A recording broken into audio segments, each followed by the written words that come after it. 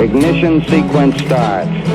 6, 5, 4, 3, 2, 1, 0. Liftoff. We have a liftoff.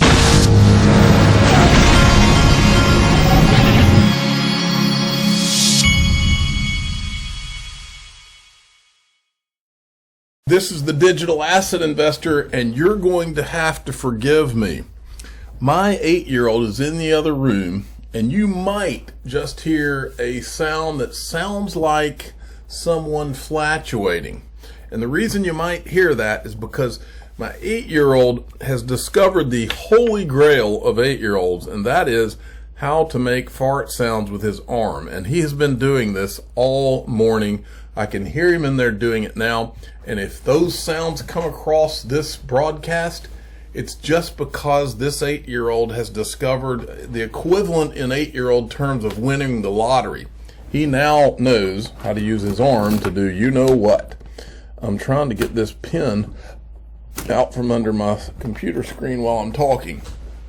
Okay, now that we've gotten that talk out of the way, sorry, I apologize. Barry Silbert, now we'll talk about one of the biggest investors in digital assets. Hope you're paying attention. This is called the stock market top. Now, folks, there are a lot of dynamics that are going on right now across in not just digital assets, but in the markets, and just seems like maybe geopolitics, and just seems like the culmination of a lot of things that have been going on for a long time. It's almost like people have had enough. And I've always felt like digital assets were a place that we were going to be able to go when everybody had had enough.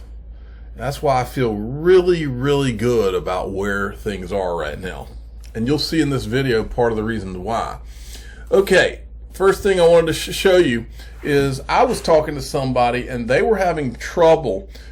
We know that Coinbase, now that XRP trading has been halted on Coinbase and some of the other platforms, Coinbase still has it on the platform. But I was talking to somebody that was having trouble. They were able to open an XRP vault, but they couldn't get the XRP to go in the vault. It would say that it's going in the vault, but they couldn't get it to go into the vault. It just stays in the normal XRP wallet on Coinbase. So I was wondering if Coinbase or anybody out there can answer that question. Have they, the creation of the vault is not a problem from what I've been told. It's putting XRP in there right now. That's the question. So if anybody knows the answer to that, I want to know. Chinu Patel sent me this. Buyer beware. This is Julia Chatterley, who has been so kind to digital assets and Ripple and done some interviews. She's having this lady on to talk about what's going on with GameStop. Crying for more. It is, and when you said Occupy Wall Street, that is just right on. In a way, it's just the new iteration of internet populism, that these people can get together on the social media platform and decide that they're all for the same cause. And the cause in this particular case is taking down the short sellers. And from what I can tell, and I've been covering this pretty extensively for the past few days, no one feels sorry for the big hedge funds who are losing money here, right? No one is crying for more often than not. They're saying this is just desserts for what is a real cutthroat part of the business. And this is a way for the small guy to have a voice, quite frankly. And that's what you're seeing here. I also think there's another part that has empowered this, and that is the trend over the last year to free online brokerage accounts. You don't have to pay $7.99 anymore to make a trade. I mean, that is something that used to always hold me back. I think about, well, do I want to just buy a few shares of a stock if I have to pay $7.99? You don't have to pay anything in your Schwab account or in your TD Ameritrade or in your E-Trade or your Robinhood account. So if somebody wants to sit there and pull the trigger, they can with no immediate financial consequence. Also, everyone's talking about this. This morning I talked to a man whose son, 25 years old, made $20,000 in 3 days and paid off his student loans. That story spreads like wildfire, and there are a lot of people talking about like this is some sort of a get-rich-quick scheme more than an investment. And he's one of the lucky ones. My fear here, and it goes back to your point, I think, about no one feeling sorry for the hedge funds. There will be people that get into this late. Yes. There will be people that are simply doing this and they don't understand the fundamentals. They've not captured the enormous run-up that Okay, so you can see the theme there is that and this is how these regulators are going to deal with this. Is it's all going to be under the auspices of everybody being so worried about the retailers. Meanwhile, you watch, and you'll see it kind of in this. Any hedge funds that get hurt by this, they'll be bailed out. But the retailers, any retailers that get burned on the other end of this thing, they won't be bailed out at all. But the hedge funds will. You just watch. Okay, now, but this has there's a lot of interesting dynamics going on here, and I think it's going to end up being good for crypto. I think it's going to be good for, hopefully good for individuals instead of people being for the big boys and the hedge funds. Motherboard, Robinhood has stopped allowing users to buy GameStop, AMC, BlackBerry, and Nokia stock. More than half of all Robinhood users own at least some GameStop stock. They are now unable to freely trade it. The app is only allowing users to close out their positions. And then there was this. Someone has already filed a class action lawsuit. It says class action complaint. I'm assuming that's a lawsuit against Robinhood over this. I knew that was coming. Didn't know it would come that fast. And then this is a list right here, updated list of disabled stock tickers. On Robinhood, they've got a list there of all the stocks. Interactive Brokers, Merrill Lynch stopped the trading. Webull, Tastyworks. So these are all. This is not going to end well. I have a feeling for these companies that are doing this. And then we've got this Robinhood. See these same guys that got the thing going on GameStop. I think they hinted at doing Dogcoin this morning, and so Dogcoin started to, and I know I'm saying that wrong, but everybody calls it something else, but Dogcoin started to surge. So now Robinhood has disabled Dogcoin. And then Chinu Patel sent me this, and I think this is the lesson here. Never forget the power of the people. GameStop short sellers lost $5 billion. Now, I want you to watch this. This is the guy on CNBC, and I want you to listen to how concerned. Now, keep in mind, these people on CNBC, the whole way they operate is to parade out the Jim Cramers and parade out all these people on their network to ultimately push certain narratives, and i.e. certain stocks. They do this. This is what they do every day of their lives. But the second that some social media group does it, all of a sudden they're worried about the retail investor and how they might get hurt, when they're really worried about the hedge funds and the big money people that are behind, that are the same people that they're parading out on their network to help everybody stay in the club and make money. That's what they're really doing. Right now on what has turned into the soap opera and saga of the markets right now, and that is the story of GameStop. The news to bring you right now is that Melvin Capital Management, this is the hedge fund that had shorted this company, that had effectively been attacked by an army of investors trying to push up and press up the stock of GameStop along the way. Melvin Capital is now out of the stock. They got out of the stock, from what I understand, yesterday afternoon. I just got off the telephone with Gabriel Plotkin, who runs that firm. They've taken a rather huge loss. I do not have the full number on what that loss looked like. As was reported yesterday, both Citadel and Point72 have infused something on the order of close to $3 billion into Melvin Capital to try to shore up its finances. And Gabe Plotkin telling me just moments ago that the speculation that the firm would file for bankruptcy is false. There's some reporting taking place on Reddit, where so much of this discussion began and really created the momentum for, as I said, an army of investors using options to try to press up that price. To some degree, they might be able to argue now that they succeeded. If this was really about vanquishing, if you will, Wall Street, or vanquishing a hedge fund.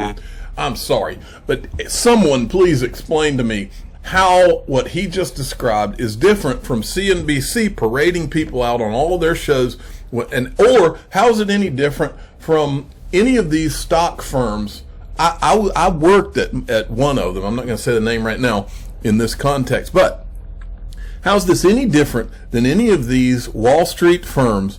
I know what they do because I've been there. They literally have they have their investment bank underwrite stocks, and then they turn around and get their brokerage wing to sell the stocks to their customers.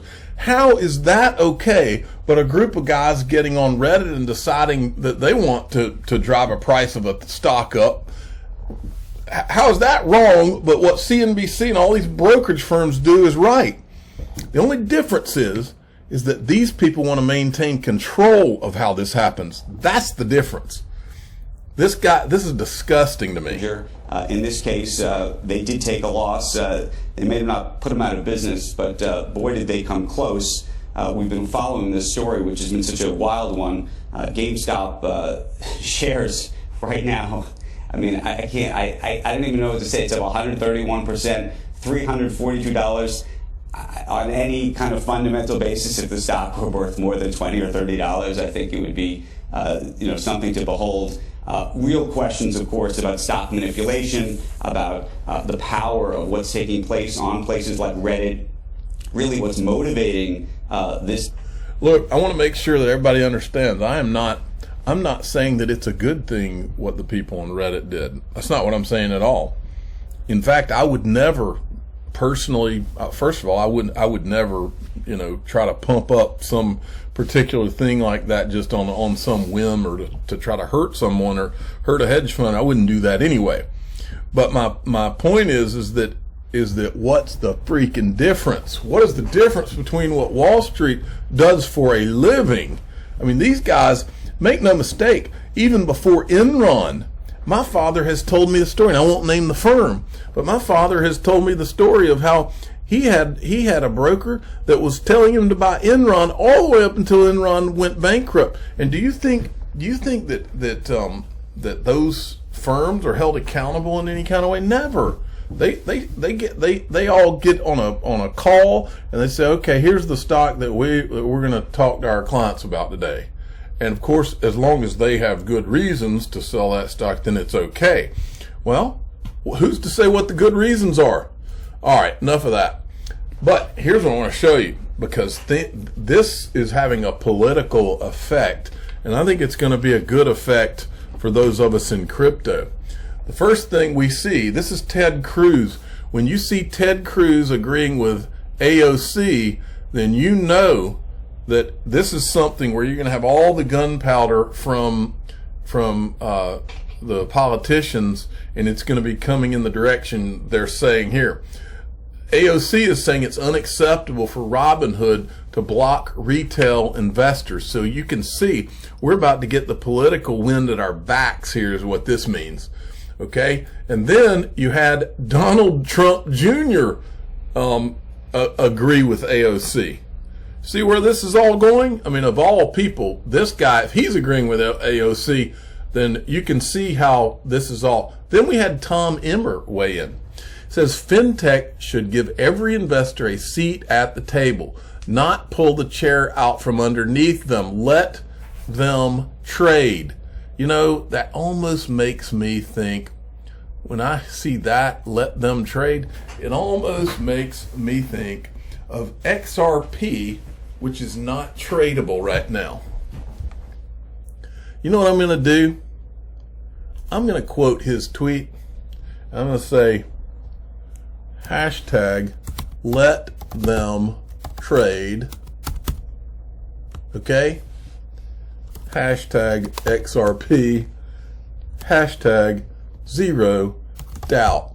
I don't ever do tweets while I'm doing the show, but I did this time. To me, that right there is going to be a battle cry. Let them trade. XRP, free XRP. Then Coining 203 came in and he said, like they should let us trade our XRP. Good stuff. Okay, moving along. Wanted to show you this from the World Economic Forum today. We are going to live in an increasingly digital world. We are going to live in an increasingly, in an environment of heavy technology, and therefore the workforce will have to adapt to that. Otherwise, they will be left out. It's as simple as that. Now, the fact that we are still in a transformation where we haven't had massive loss of jobs due to technology is because right now it's a mess in terms of the numbers. It's a mess in terms of how many really are unemployed, how many people were left out, how many SMEs are going to be, are going to die finally, and how many loans are going to be non-performing loans. We are right now in a period where we know very little about the ultimate consequences of the pandemic. But we were moving in a very clear direction, and that is digital, and that is numeric, that is more and more technology, and therefore it's very simple. You just have to roll with the punches. Okay, moving along. Stuart Alderati tweets this out today. The stakes are too high. This is Ripple's general counsel, by the way. The stakes are too high. We support the U.S. Chamber in urging policymakers to develop clear rules that encourage, not punish, entrepreneurs and developers to advance this generational changing technology. Now, this is a big deal right here, folks. I'm going to show you why. This is from the U.S. Chamber of Commerce, not the Digital Chamber of Commerce. This is the big one. The U.S. Chamber of Commerce CCMC report provides framework for the U.S. to remain an innovative leader in the digital assets. Here's the framework. Down here is what I want to draw your attention to. These are the things they're focused on. This one is the interesting one. Avoid regulation by enforcement. Now, I swear to you that I saw Hester Pierce use that exact same phrase the other day in a video. I went to look for it and I couldn't find it. Somebody out there is going to find it for me and I'll show it. But she used that exact phrase that we don't need to do regulation by enforcement. Words mean things, right? Phrases mean things. This is Brad Garlinghouse from an article back January 2021, early January. We've moved from lack of regulatory clarity to regulatory chaos in the U.S. This is why regulation by enforcement is such a bad public policy, says Brad Garlinghouse. That word just seems to pop back up.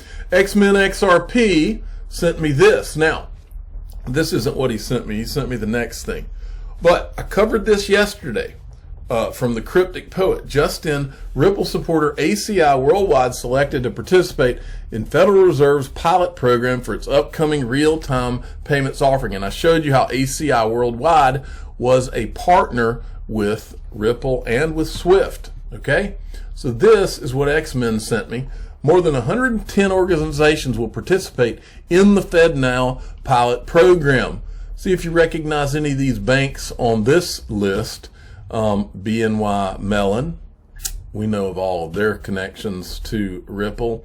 Finastra, you'll see JP Morgan Chase, Goldman Sachs, you name it. Anybody who's Citigroup was on here too. Everybody who's anybody is on the list. Wells Fargo. So all these banks are participating in this. Now, I wanted to show you, I found a couple of oldies but goodies about ACI Worldwide. First one is this. So, Barry, what would you say to people who are perhaps thinking of waiting for the ECB's tips before they jump into instant payments in Europe? The point of acting now is that banks have quite a lot of work to do to real-time enable themselves internally. And if you wait until later on in the process, you've still got that 12-month project to do. And whether you decide that you want to connect to the EBA clearing system, or whether you want to connect to TIPS or a domestic one, is actually, that last mile is actually the easier part. Banks should be planning their projects now to get live in the time frames that they want. And we know some banks are doing tactical solutions to be live for November with EBA clearing, and other banks are looking at more strategic plans of doing something longer term that will include things like PSD2. But really the point is they need to act now. It's not a wait around situation.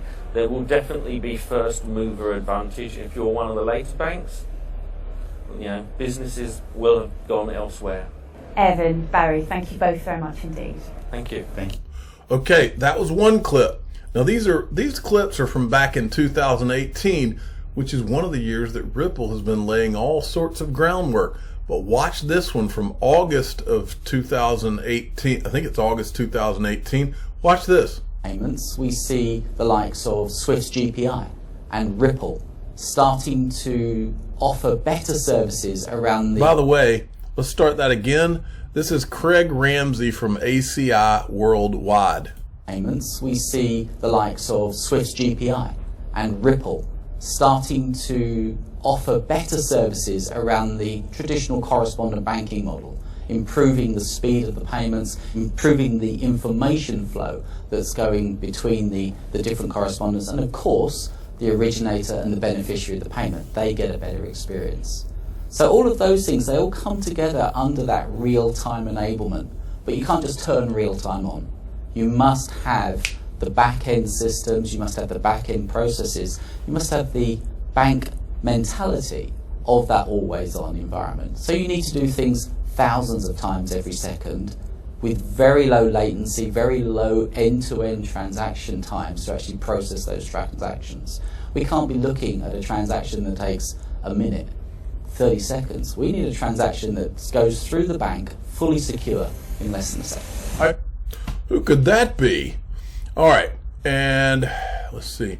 So then Riz XRP sent me this. This is also fascinating. The Cryptic Poet, new Ripple partner SBI to launch Osaka Digital Securities Exchange with Sumitomo Mitsui. Well, that's interesting. Look at 2017. Sumitomo Mitsui Banking Corporation and Japan Post Bank joined SBI Ripple Asia's Bank Consortium from July of 2017. And then got this from Riz XRP as well. This sums it up right here from XR Patience. Consider central banks keep working with Ripple to create CBDCs using XRP Ledger with XRP as the bridge currency. This requires a high-priced XRP to handle the liquidity. Why would they do this if they thought the SEC would destroy XRP's price indefinitely? The answer to that question is they would not, but they are. And that tells you everything you need to know. This was put up the other day by iTrustCapital. I got a link to iTrustCapital with 1 month off for free if you're interested in getting a tax-free crypto account set up. But they put this out: how to invest tax-free crypto. The first there's like 3 things they list here. Expatriate to a country without capital gains. That sounds like a pretty... I didn't know this, but look at this. There are several tax-friendly countries. Switzerland, New Zealand, Hong Kong are renowned tax havens for bearing no capital gains taxes on legal citizens. That's interesting in itself. 2, invest in opportunity zones. And the gist of that, I think, is that you can make capital gain on something, and as long as you reinvest it into an opportunity zone, you can get tax benefits, I think. Or, this is the route I went with iTrustCapital, invest in a Roth IRA. So I opened a Roth IRA at iTrustCapital, and so I can buy and sell in crypto all I want, and then I can take it out at, like, I think it's age 59 and a half or something, and I don't incur any tax consequences. How about them apples? I'm the digital asset investor. I'm not an investment advisor. This is for entertainment purposes only. Please subscribe and hit the like button. And tell your friends and family about my 8-year-old's new gift. Thank you for listening.